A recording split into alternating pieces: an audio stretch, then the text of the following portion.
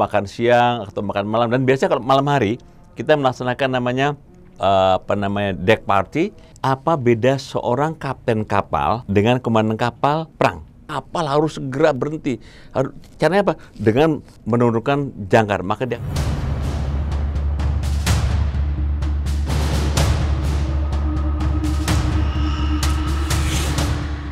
Saya Laksamana TNI Purnawirawan Profesor Dr. Mastio pada kesempatan kali ini mendapat suatu kehormatan bertemu langsung dengan para milenial muda Indonesia yang sangat kreatif, yang tentunya adalah merupakan masa depan kita.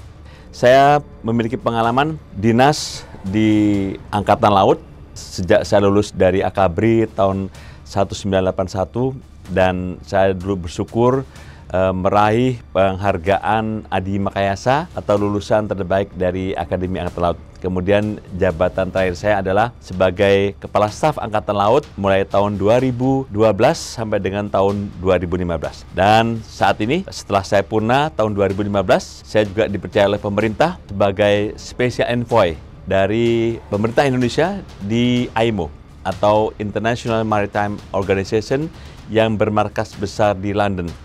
Dan kali ini kita akan ngobrol tentang bagaimana sih peran sebuah kapal battleship. Saya dulu punya pengalaman, saya pernah menjadi beberapa komandan kapal perang. Nah, nanti yang kita lihat adalah bagaimana sebuah alien yang dia akan mengejar sebuah battleship USS Missouri, apakah memang ada yang betul atau ada yang hanya sebuah imajinasi.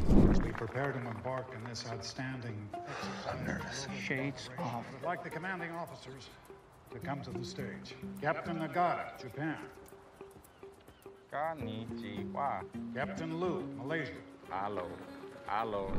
Indonesia dan terutama TNI Angkatan Laut, saya ingin menjelaskan sedikit bahwa sebuah rangkaian kegiatan yang kita namakan dengan misi diplomasi. Kalau kita lihat di dalam Undang-Undang TNI, salah satu tugas TNI Angkatan Laut adalah melaksanakan misi diplomasi berdasarkan kebijakan politik negara. Nah, kalau kita lihat kegiatan port visit, ada sebuah kapal perang datang ke sebuah pangkalan atau port sebuah negara, ini dinamakan dengan port visit. Nah, port visit ini dapat dilaksanakan dalam rangkaian latihan.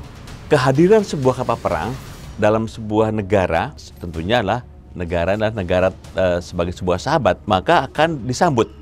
Nah, disambut inilah merupakan sebuah kebanggaan dari negara yang disambut dan adalah merupakan suatu kehormatan. Penyambut ini bukan semata-mata menyambut misalnya Indonesia, kita punya kapal latih Dewa Ruci, atau kita punya kapal latih Bima Suci, atau kita punya latih misalnya kapal frigate. Saya pada waktu saya jadi komandan kapal frigate misalnya KRI Ahmad Yani datang akan melaksanakan latihan ke pelabuhan yang ada di Singapura atau di Malaysia atau bahkan dulu saya waktu menjadi komandan KRI Nala 363, sebuah kapal korvet, kita melaksanakan latihan. Latihan ini namanya latihan Kakadu antara Indonesia dengan Australia yang dihadiri juga oleh 8 negara lainnya. Dan saya datang ke Darwin.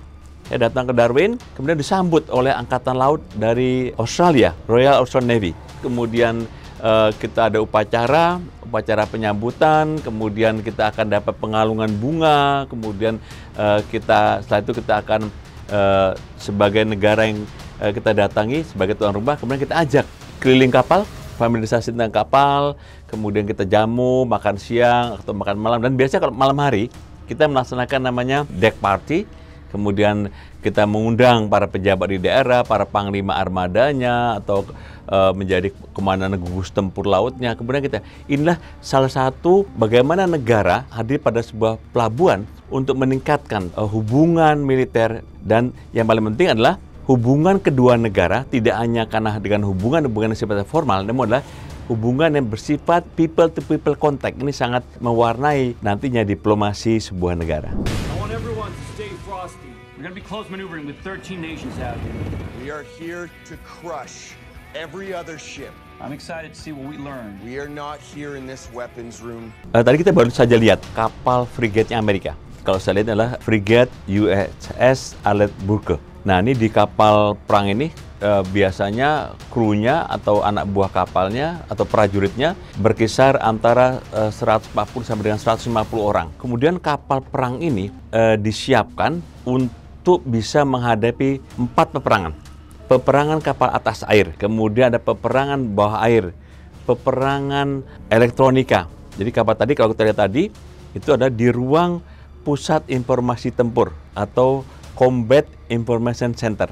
Di CIC tersebut itu adalah sebagai otaknya atau brainnya sebuah kapal perang. Jadi di dalam pusat informasi tempur ini semua data diolah. Jadi ada kan kepala departemen operasi, ada perwira peperangan permukaan, perwira peperangan bawah air, perwira peperangan udara. Nanti dia melapor kepada kepala departemen operasi, kemudian kepala departemen operasi lapor kepada komandan. Komandan, ini ada musuh pada baringan sekian, jarak sekian. Maka komandan yang bilang, fire. Nah, nanti bersenjata perintah melalui headset dan langsung untuk menghancurkan kekuatan lawan. That's negative, sir. Scope's clear. I got nothing. Taylor, did you break this son of a bitch? No, sir, I didn't do anything to it, sir. Got it, sir. On my camera. What is it? Is this some kind of exercise? Sebuah kapal perang, nah ini saya nyampaikan lagi, apa beda seorang kapten kapal dengan komandan kapal perang? Kalau kapten kapal misalnya sebuah kapal kargo atau sebuah kapal tanker, dia hanya tugasnya membawa dengan selamat kapal kargo atau tanker tersebut misalnya dari Jakarta untuk dibawa ke Singapura. Tapi kalau sebuah kapal perang, begitu dia lepas dari port, dari naval base-nya, maka dia harus siap untuk menghadapi berbagai peperangan.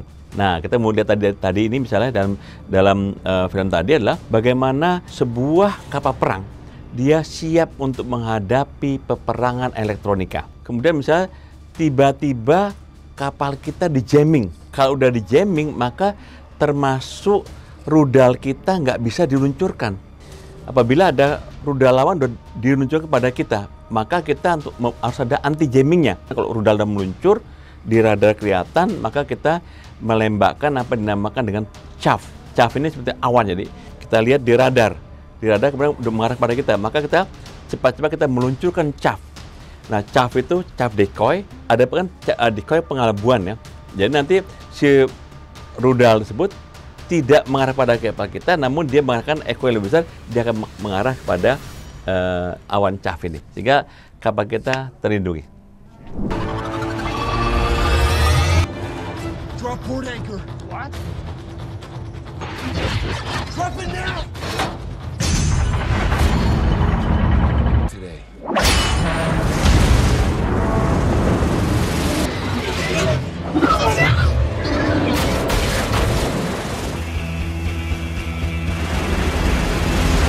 Gini, bahwa manuver sebuah kapal perang, jadi itu ada betulnya. Kita gini, ada kapal di alur, tiba-tiba ada kapal besar di alur yang membahayakan. Maka bisa saja apabila jangkarnya itu dilegokan, maka kalau kapal dengan kecepatan tinggi, maka dia akan bisa langsung jangkar itu fungsi apa? Untuk ngerem. Jadi jangkar itu untuk ngerem kapal. Begitu maka dia langsung bisa mutar dia. Sama dengan kalau kita misalnya pengalaman saya, kalau kita misalnya ingin merapat pada sebuah port pelabuhan, maka kalau misalnya arusnya terlalu kencang, maka kita legokan jangkar. Cuma kita pelan-pelan, kecepatan hanya 2 knot. Misalnya arusnya 4 knot, kemudian kapal akan merapat dan kiri, maka kita taruh aja jangkar, maka kapal akan mengarah ke arah arus. Jadi memang betul, jadi itu betul.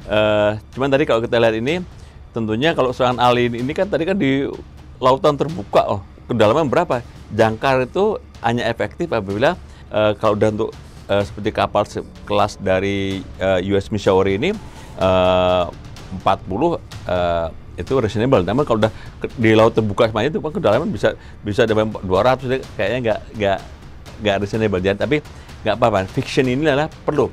Jadi terutama untuk para milenial bisa paling tidak bisa memahami bahwa sebuah teknologi tersebut bisa saja diimajinasikan untuk apa? Untuk melihat bagaimana kecepatan berpikir seseorang misalnya. Bagaimana bisa membayangkan kalau dalam sebuah manuver, apabila ada ancaman bisa saja terjadi. Kalau misalnya tiba-tiba dalam sebuah perang, kemudian di depan ada torpedo, yang ada bom laut di depan, maka kapal harus segera berhenti. Caranya apa? Dengan menurunkan jangkar, maka dia akan berhenti dan kapal akan balik.